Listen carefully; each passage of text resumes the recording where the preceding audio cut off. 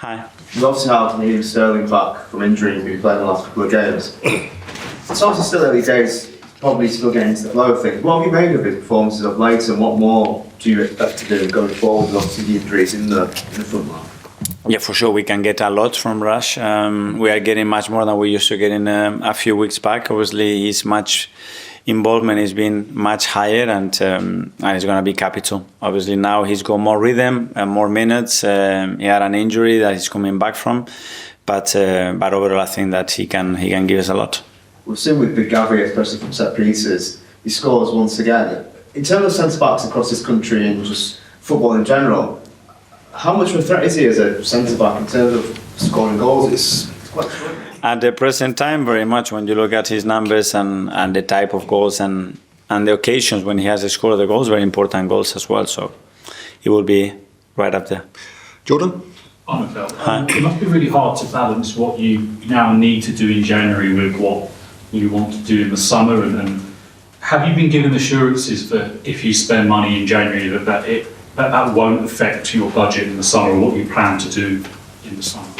No, assurances in this industry, I think that nobody can give you, because it's related to performance, what we achieve, how we finish the season, a lot of things, you know. So it's clear it's not easy, and I think that's probably the most difficult part, because a player that is injured, at the end, what can you do? He has no value, he cannot perform, so it's a really difficult scenario. On top of that, you have to add somebody else on that, so it's not easy. Is it something you've spoken about, though, in terms of getting that balance right between this month and the summer? Yeah, for sure. We never plan a window. So we have a plan, we look at the squad, how we're going to evolve it, what is in the academy, how we're going to change it and adapt things. And from there, then you go. Because from what you plan actually and the picture that we have today, or we are really bad planning, or nobody could see that we're going to have that many injuries. So you're going to have to adapt whatever the plan is as well. Gary? Is it as simple as money to get the targets you want this month? I don't think so. Obviously, it's a factor, because at the end, when you want to recruit a player and the player wants to come, you have to agree to a certain fee. But that player has to be available. It's a player that we believe that it can be the solution short and medium and long term, and then we have to be able to afford it, and it's not easy. When you're looking at sort of players in January, it's a lot harder for a player from abroad necessarily to settle as opposed to players playing in the Premier League. Is that would that be as part of your thinking, that if you bring someone in, they almost have to hit the ground running, otherwise the pressure is already there on them? For sure. With every player, you have to understand the context as well. So which player do you bring? What are the expectations? How is this player going to fit in on that door when everybody's asking, okay, we need to sign that kind of player, and then how do you deal with that? That's always a big thing. Okay, Darren? Mikel, we talk about players coming in, but Kai Havertz at the club at the moment, how has it been through the last few weeks?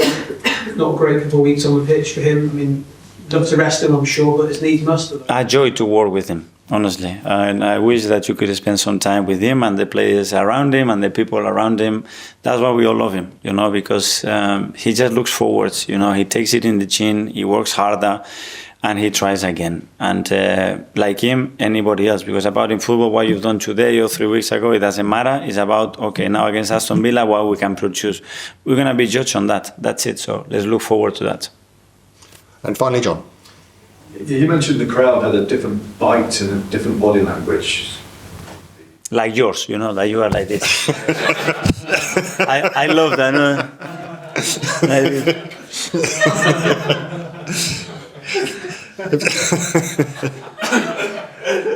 Let's go. Is it something that you're going to have to keep reminding them, because they can be a bit quiet, can't they? Hopefully no. Hopefully that's the standards and we maintain it, and we go from there to better. Do they know this? Sorry? Do the 60,000 people who are going to come and see you know this? I don't know. They have to watch the press conference. If not, I think it would be difficult on me shouting and lifting my arms. What else can I do? I will try my best. You mentioned Bukayo needing a break. Yeah. Does that mean he can go on holiday with your blessing? Yeah. He needs to. He's obligated to go. Yeah. Yes.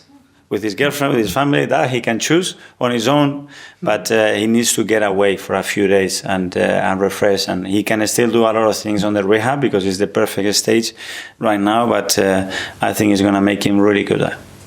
Is there also a desire for him to stay stay close to everybody, the most important part of the season? Yeah, but he is, and he's been every single day there. But there is a moment, especially when we plan and we're going to be away for a few days, that he needs to do that. That's very important for him as well, and we need to look after our players. So he can send you a postcard? Sorry? He could send you a postcard? Yeah, a nice picture or a present or something. What would you like? Okay, everyone. Thanks very much. Thank you. Thank you. Good luck.